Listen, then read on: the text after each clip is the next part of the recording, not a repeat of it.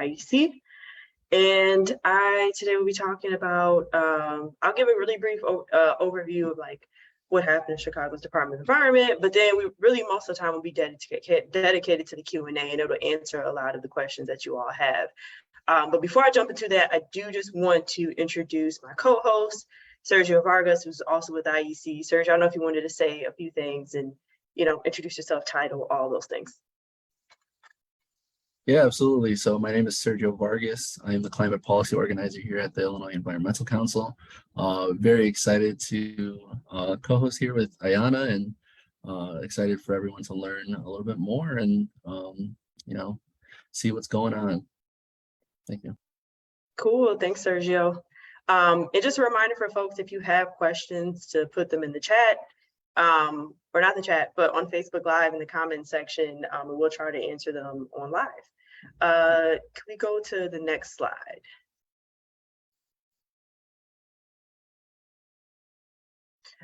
Really quick, for those who are not familiar with IEC, I'm assuming you all are because you are here at this Facebook Live, but we've been around since 1975, and our goal is to safeguard Illinois, so that's its people, its plants, its animals, and the natural systems that we depend on. And really the way that we do this work is through education, advocacy, and movement building.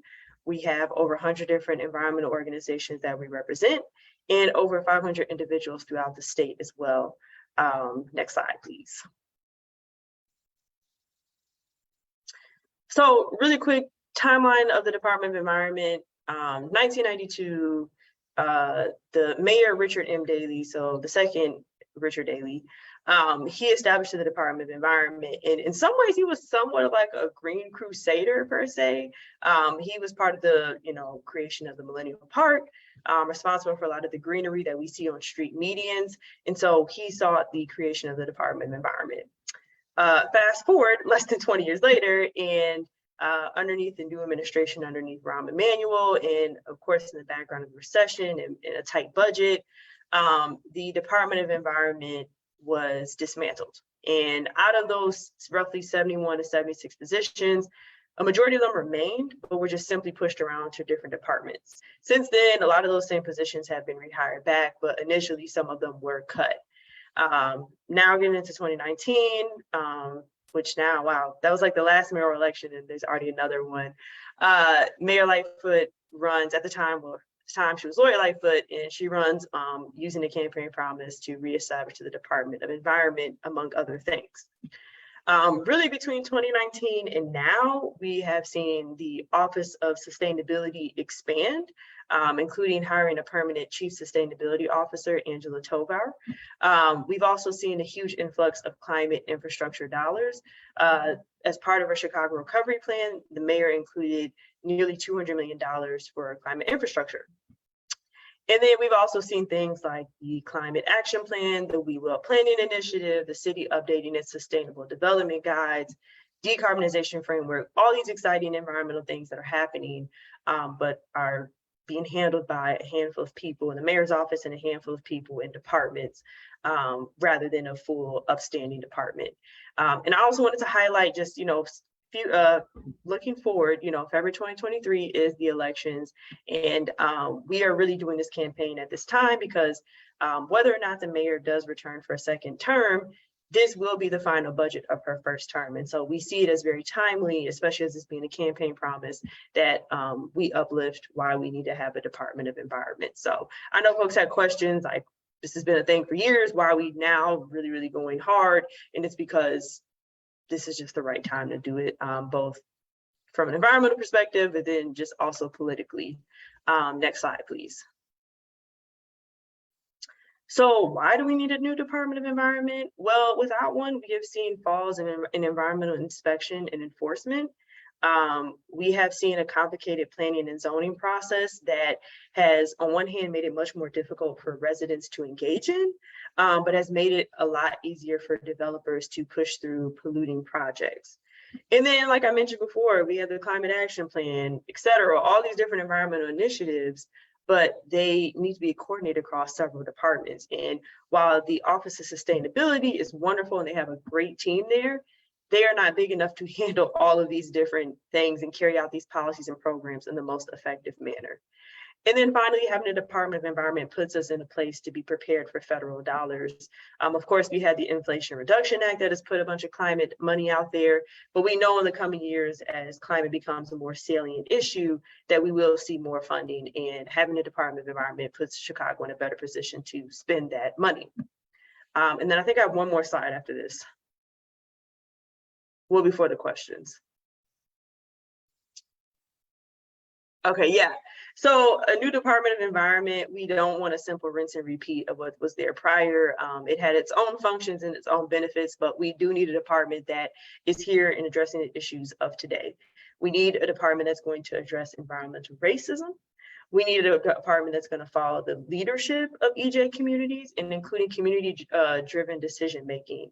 And then we need a permanent department that's going to last through administrative changes, through political windfalls. It's going to be a permanent entity. And we need a department that has actual influence on the mayor's office. Next slide, please.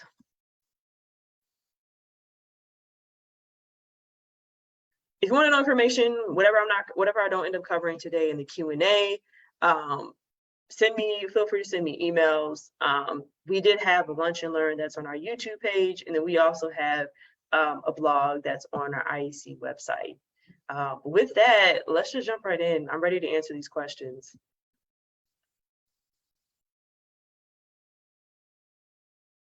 It's on the next slide. Okay, so first question from Valerie C and Elizabeth W. I mean, they basically were asking the same question. Why was the Department of Environment disbanded? From the outside, it is because there was not enough funding for it. The original part of the original funding and the majority of it came from a settlement with ComEd that the city had, and that money essentially started dwindling. And then again, with the recession, tight budget, the answer was to cut the Department of Environment. Not saying it's right or wrong, but that is the reason that was given.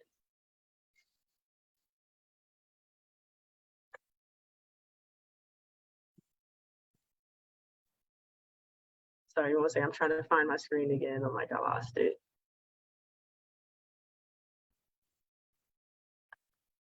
Oh, I wonder if other large cities have a similar department. I'm interested in what progress could be made without a department. Why establishing one is a solution? This is from Bob D. So there are other global level cities like Chicago that do have Department of Environment or basically an equivalent. So there's San Francisco, there's New York City, there's Boston. So one, we need to just get on their level, and we also need to have a Department of Environment. Two, we need a full standing department for several reasons. One, we need the institutional power of a department, especially for things like environmental issues that take a long time to unfold and a long time to solve, and will happen over multiple different not generations, but administrations. And with that being said, we need protection from the political changes and windfalls that accompany changes in administrations. Also, finally, it's a lot harder to sweep away a full department rather than a handful of positions in the mayor's office. So I hope that answers your question, Bob D.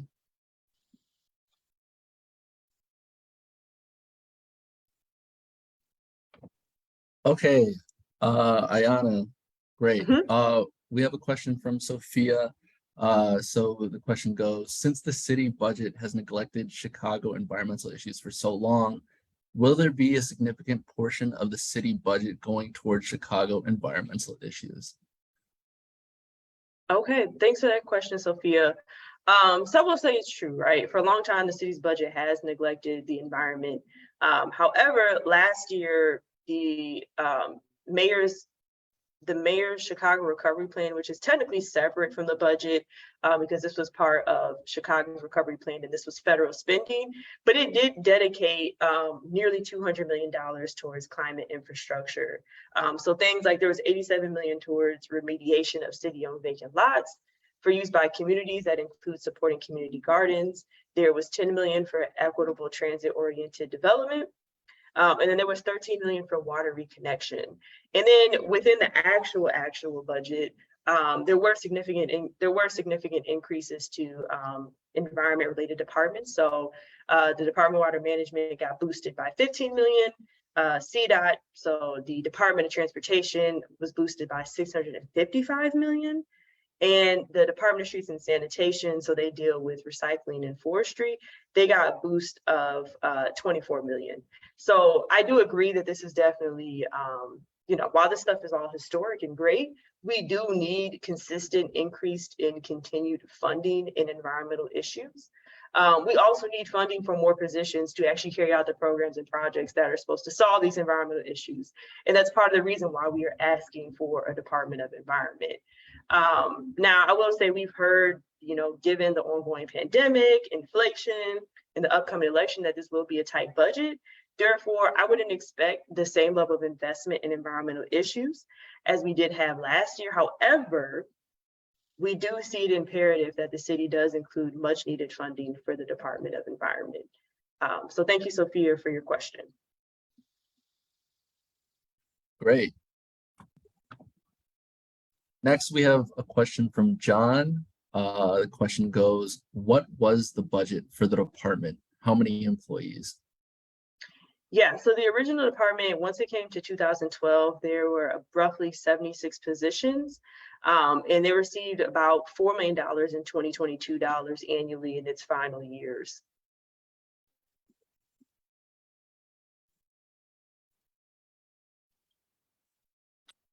Great. Thank you so much, Iyana. And then next, we have another question from Richard. And the question goes, will Chicago City Council make it known to the buildings department that an increase in the number of staff is expected for approving and inspecting solar installations, since currently it is understaffed and delaying installations? So I think the buildings department is well aware of the additional staffing that it needs. I think even beyond just solar installations, thinking about other decarbonization efforts, so like EV charging installation and retrofitting will require additional staff. The city's supposed to come out with this decarbonization report soon that'll highlight efforts to move the city away from fossil fuels and overall lowering its emissions. And I think that report really will underscore how much more staffing, not only buildings, but other departments need to meet the goals of the climate action plan, which includes things like solar installation and decarbonization.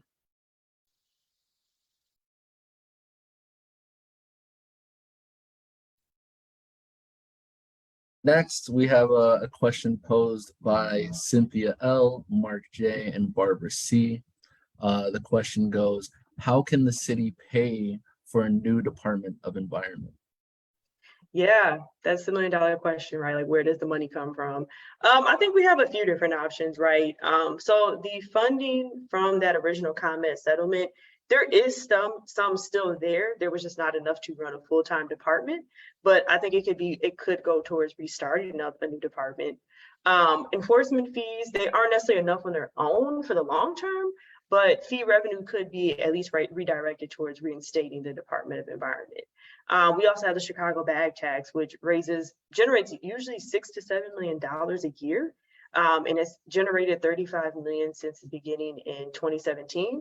Obviously, this is a pollution tax. We wouldn't want to see revenue increase because people are using more plastic bags, but it can be a long-term source of funding. And currently that bag tax just goes to the general fund. And then finally, grant funding. So core department and functions, they can't necessarily rely on grant funding alone, but it could create opportunities for special projects and having, even if it's just internships or temporary staff. So there's a few different options that I think I see as viable for funding the Department of Environment that I'm sure the city is considering.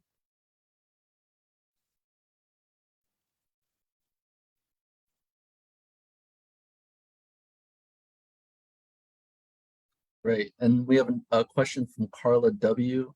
And this question goes as, when will we have citywide composting and native plant naturalized yards?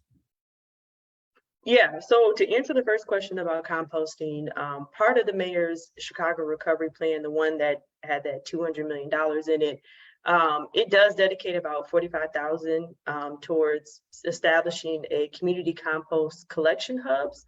And then also the climate action plan has two compost related goals. So one, diverting a majority of residential waste from landfills by 2040 through composting, recycling, and making sure building materials are designed for reuse.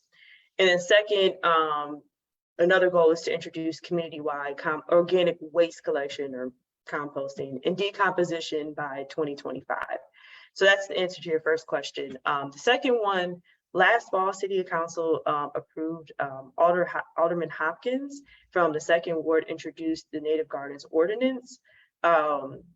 That is 2021-362 for anybody who actually goes onto Legistar and is interested in that ordinance number.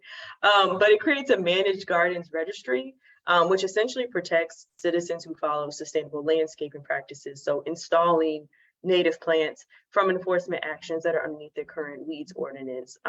So prior to this ordinance, people were subject to up to a $600 fine if their native gardens were reported as being a nuisance or it looked like their property was abandoned. As of earlier this summer, the city is still vetting out participants to be part of the advisory board underneath that ordinance, which includes community members and city reps as well. So there is legislation that was already put out about it. It's just now waiting to get that advisory board together. So thank you, Carla, for your question.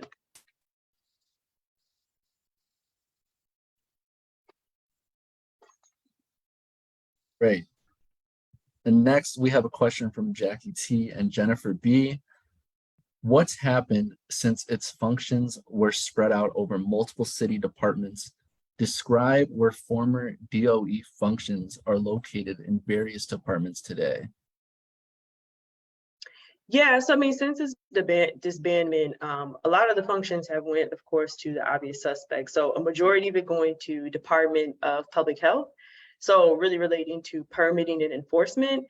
Department of Streets and Sanitation has, I mean, they literally have a Bureau of Forestry living in it now, and then recycling and composting programs. Department of Planning and Development handles a lot more of the industrial zoning and planning, which it already has before, but took a lot of that from the DOE. And then of course, CDOT planning for transportation, figuring out how to have more equitable transit-oriented development that was rolled into CDOT. And then AIS, Assets Information, I always forget, in Systems, I think is the last one. They're really taking up a lot of stuff related to the city's fleet electrification. And then of course the mayor's office, and within that, the Office of Sustainability. So with that, what we've seen is that, you know, we've seen a lack of enforcement and inspection. So there was a study by Better Government Associations, by the Better Government Association in 2019. And what it found is that 7 years after this DOE was dismantled, it showed environmental inspections fell more than 50%, and that the city issued less than 1/3 the environmental violations handed out during the prior 7 years when the DOE still existed. So what has happened? You know, these things have been pushed to other different departments, but we have seen a lack of environmental inspection enforcement. As I mentioned earlier, we've seen a lot more discoordination is not a word, but less coordinated environmental work spread across multiple different departments in the mayor's office. Great, thank you for that answer. Next question we have, and I know you can speak on this. What barriers have you identified that the previous Department of Environment faced in implementing and pursuing programs, and how would you plan for reestablishing it to overcome those? Yeah, so I talked to quite a few people that had worked in the previous department. And one of the ways that it did have strength is that it did have buy-in from other departments. It was a legit entity. However, when it came to ensuring that environmental programs and policies were carried out, that the authority was just not there. They were really good at innovation and policy creation, but as far as the enforcement and really making sure things are being carried out and reporting and accountability, that is really where the Department of Environment lacked. And I think one of the ways that we want to try to go against that is with the new department, one of the things we'd really like to see is one, a really strong and influential commissioner that has decision-making power, and that's hired by a committee of environment and health stakeholders. And that would also play a role in advising the mayor. And then two, having key positions that are work closely with different departments, so like the Department of Public Health, CDOT, DWM, buildings, et cetera, that can really foster better interagency collaboration and ensure that programs are actually being carried out. And I don't see a name on there, but thank you for whoever asked that question. Yeah.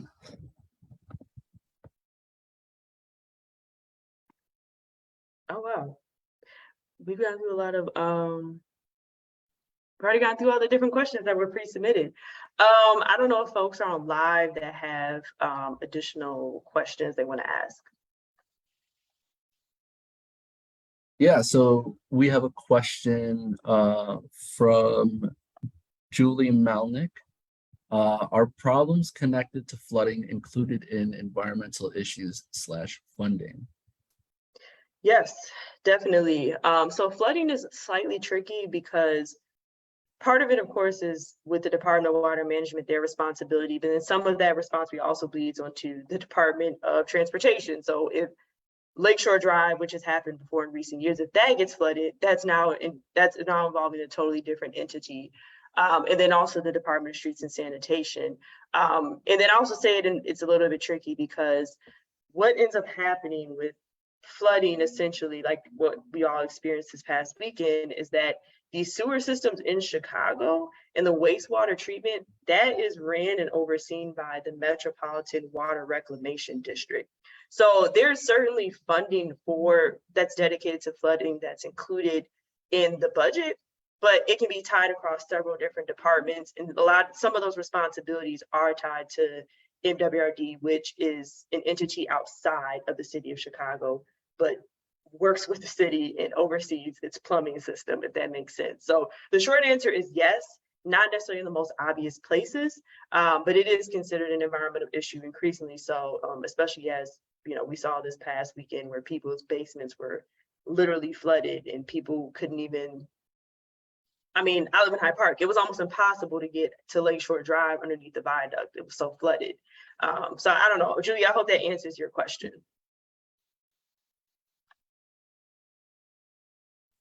Great, thank you for that, Iyana. We also have a question from Jane Friedman that, supporters, including many alders and citizens, are strongly advocating to preserve Chicago's tree canopy, but Department of Forestry won't commit. Would a DOE likely endorse treating infested ash trees so as to not devastate the tree canopy by cutting all ashes and other threatened trees? Could a DOE order forestry to take action? Yeah, so the last question, I don't know, I can't say that for sure, right? Because we don't have the new DOE, and it is certain things and roles we do have to work out with the city. So I can't say for certain, like, that's what they'd be able to do. But we would like to see the DOE play an active role in pushing the Bureau of Forestry, whether it stays in the department or moves to the DOE, to actually kind of get those things underway. Like, we have the current Urban Forestry Advisory Board, which is still in the process of being rolled out. But where could that possibly live at? And potentially it could live underneath the DOE. The other part of your question related to ash, I forgot the second part of it, but the disease. Yes, that is something that we have been talking about since the last two previous budgets. We did work with Alderman Vasquez on the north side, and he's been a huge tree advocate, and he has brought this up several times that while we are planting 75,000 trees over 5 years, there are all these existing trees that need protection. So that's something that we will also be continuing to push for this year. And some of our IEC members, they know that we are taking questions to pass along to alders. And some questions we've had do tie into the tree canopy and how we'll deal with, I think it's ash borer disease. I think that's what it's called. So yeah, I don't know, that was kind of a very scattered in response to your question, but yes, we continue to push for that. And as far as what it looks like in the DOE, we would like to see the DOE have some function in working with the Department of Streets and Sanitation to protect our tree canopy and expand it as well. Great. Thank you so much, Iyana.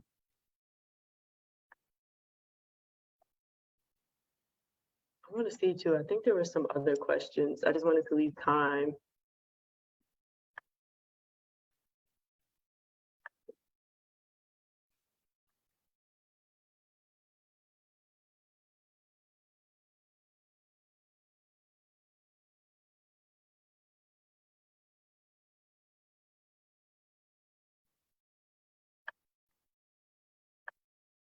Okay, there was a question, another one from Sophia A about would Chicago consider being nuclear energy friendly? Would Chicago consider, I'm assuming, being a nuclear energy friendly environment?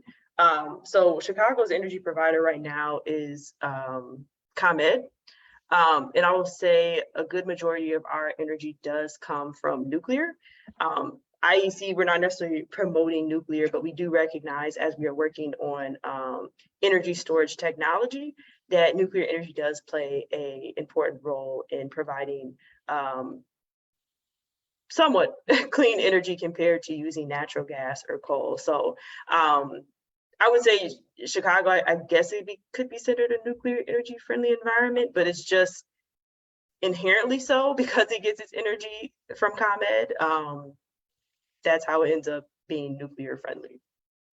Again, I don't know if I would say that it's nuclear friendly per se, but a lot of our energy does come from nuclear.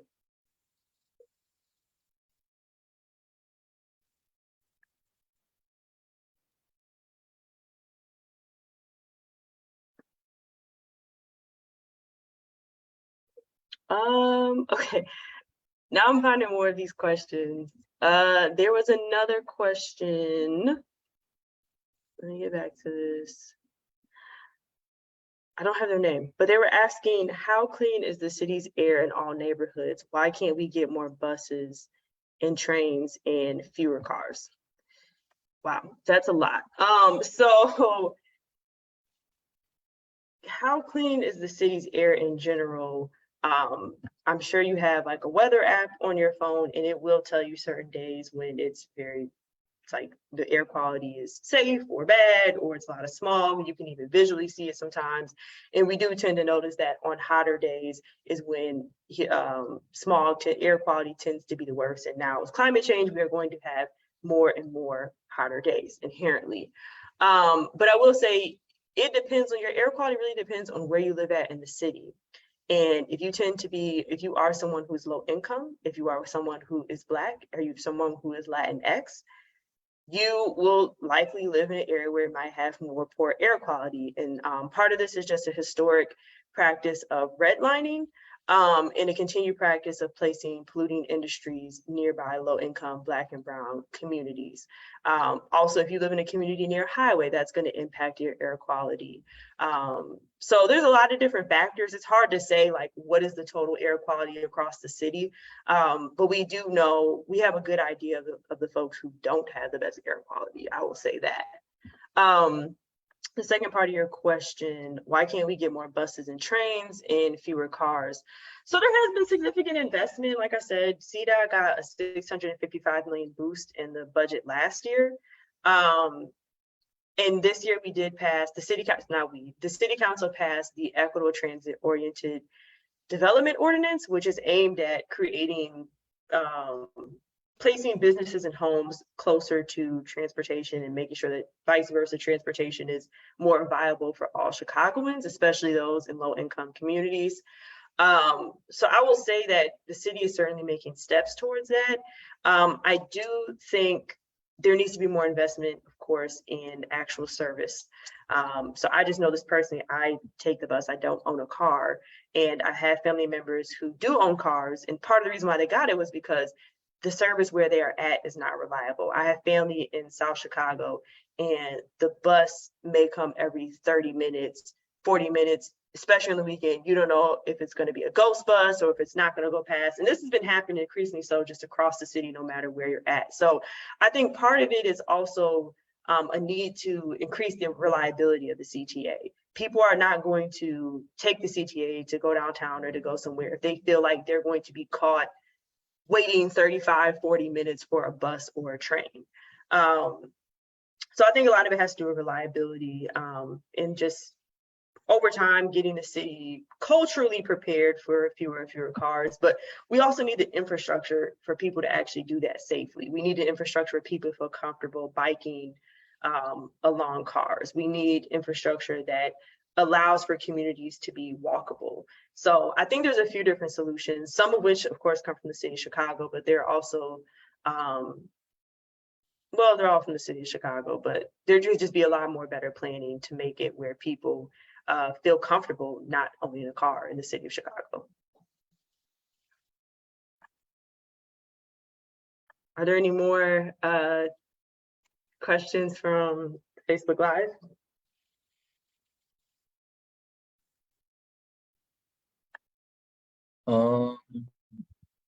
Whether it's not updating or not, but it doesn't seem like it.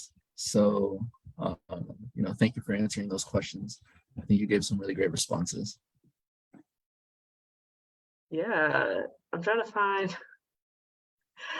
I'm just trying to find a couple more questions. And like the people who put in questions, they are lucky because they are getting all of their questions answered. Because some people submitted multiple questions.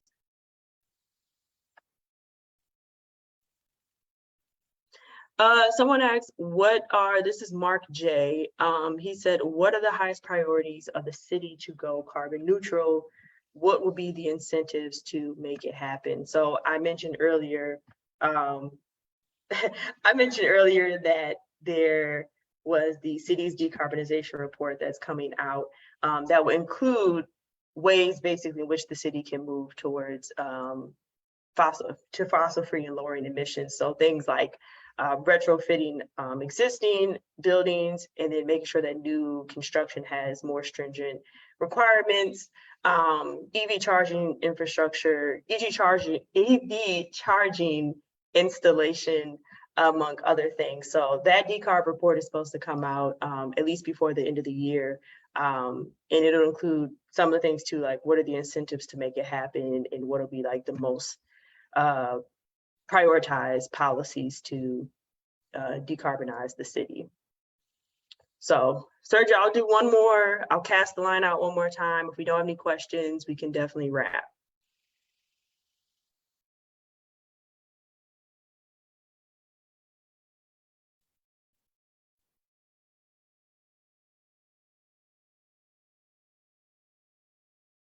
Okay. Oh, you're on mute. You're on mute. Great. I think we're all good. Okay, cool. Yeah, if you have any more last information to share. Yeah, just really quick what's on the screen. What you can do, you can contact your alder and raise support for the Department of Environment. The budget hearings are going to be starting at the end of the month. Sharing your vision for the DOE and using the hashtag #BringDOEBack. Following IEC on social media, subscribing to our emails and newsletters.